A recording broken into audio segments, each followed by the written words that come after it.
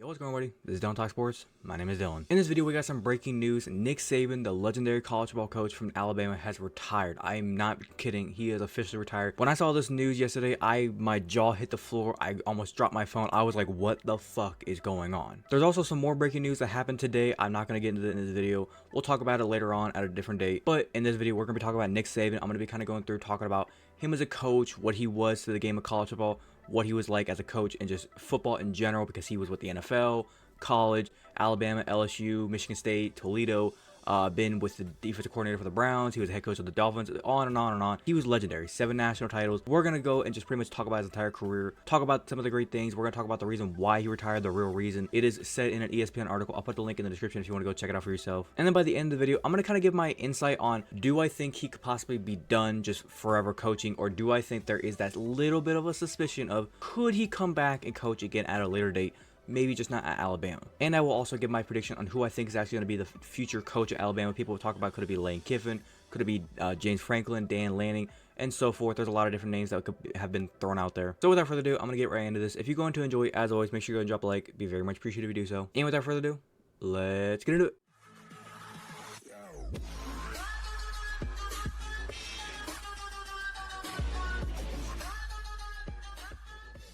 So to kind of start off, like I said, there's going to be a link in the description down below. It'll be the basically say Saban retirement. You can click on that, read this for yourself, completely for yourself. But kind of going forward, I'm going to scroll down here, and there is a part in here where it kind of talks about the real reason why he is retiring. It says right here in this little bit of an, this paragraph, and it says here, the way the college football has been changing in terms of transfer portal and tampering, NIL being used as a guise for bidding and for high school players and transfers, and the recruiting calendar being extended, he told his players that this was the right time for him to retire. Basically kind of implying the same thing we've been talking about for a lot of these old coaches, a lot of the big, I guess you could say, homers, the old folks, the grandpas in college football. They're not used to this day and age of transfer portal, the NIL, having to buy your players, having to persuade the players to come here rather than just saying, hey, I'm a legendary coach, come play for me. Because back in the day, Nick Saban, he was able to just say, I'm Nick Saban, we're Alabama, come play for us, I'll put you in the NFL. Nowadays, it's almost like a way of players. Some players know I have a shot to go to the NFL, and some players know I have no shot to go to the NFL, but I'm still a good player. Give me $5 million and I'll come to your college. And they can take that $5 million and they could be set for life. And I think with Nick Saban, he just wasn't enjoying that. He doesn't enjoy the NIL. Is he like completely opposed to it? Probably not, but I don't think he's really been a fan of it. He's not a fan of the transfer portal. He's been enjoying the times of when he got his guy in out of high school and the senior said, I'm committing to Alabama, and he gets you on campus, you're his, you're locked up, you can't go anywhere. Nowadays, a guy can go in, be a freshman, be with you, and then they can say after the season, if they don't get any playing time, yeah, no, I'm gonna go somewhere else. I just don't like it here. With that, they have to constantly have to worry about, okay, well, yeah, I got my recruit out of high school, but that don't mean shit. If I don't get them on the field and I don't make them feel appreciated here within their freshman year, they could just get up and leave immediately. It says here, sources told Lowe that Saban had grown increasingly frustrated with, quote, what college football had turned into.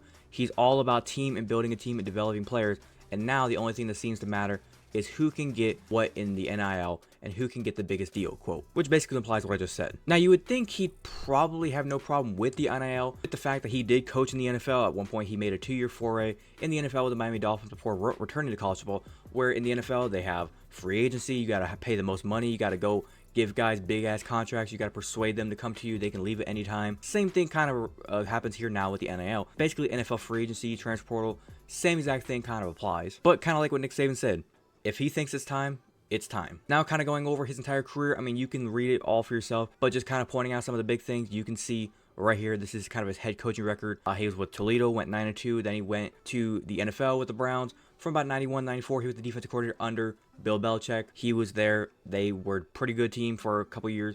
Then he left, went back to college, went back to Michigan State, 34-24. Led Michigan State to a couple bowl games, did really well.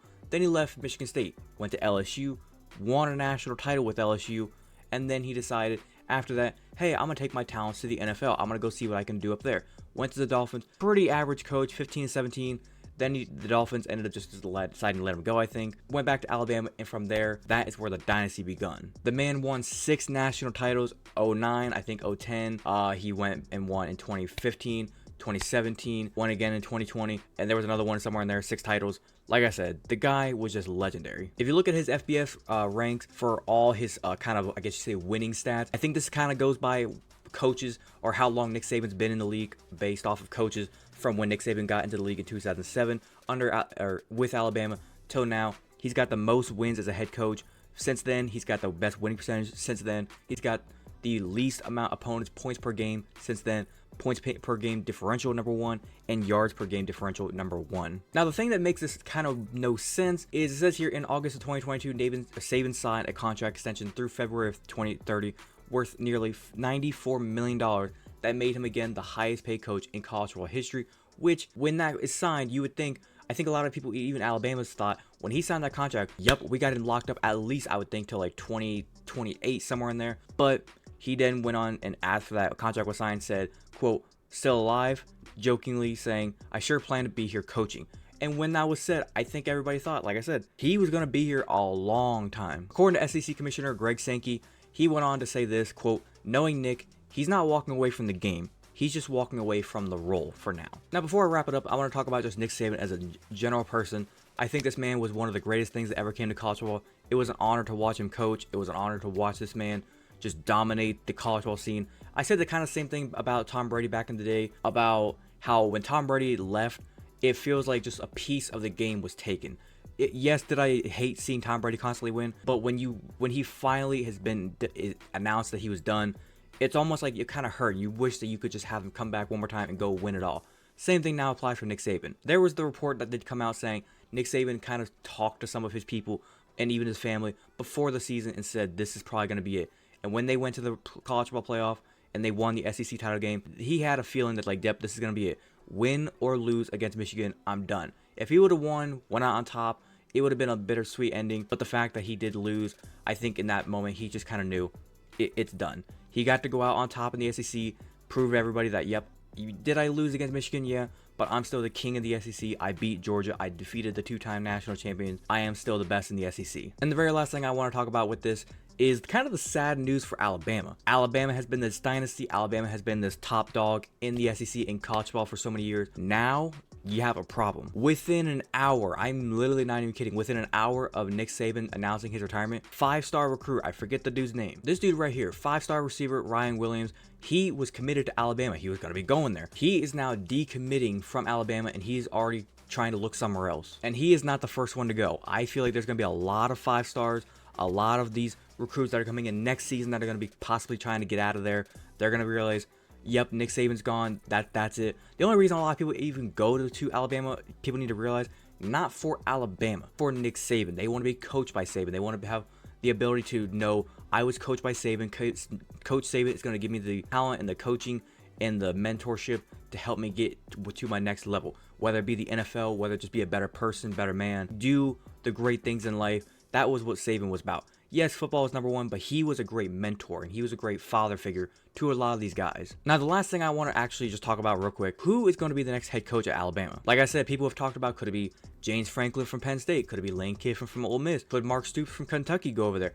Could Dan Lanning leave Oregon and come over there? Dan Lanning's on the last year of his contract, I think, with Oregon, or last year or two. He's got like I think $10 million buyout, so they could buy him out, get him to come over there to Alabama. He was an assistant under Nick Saban back in 2015, I think they said, graduate assistant. So he has some Alabama ties, so he could come back there and coach. The odd thing with Alabama is we are so used to them just being like this dynasty and everybody's saying we want Alabama, and you are afraid to kind of play Alabama at times. Now when you look at Alabama, are they going to be the juggernaut that we're always used to? Is this team going to lose a lot of recruits? If they lose a lot of recruits, if they lose some people in the transfer portal, are they going to be the same team next year? Do we expect them to go out there and go undefeated next season, or do we expect them to even win 8 to 9 games? It's going to be a very different Alabama team next year.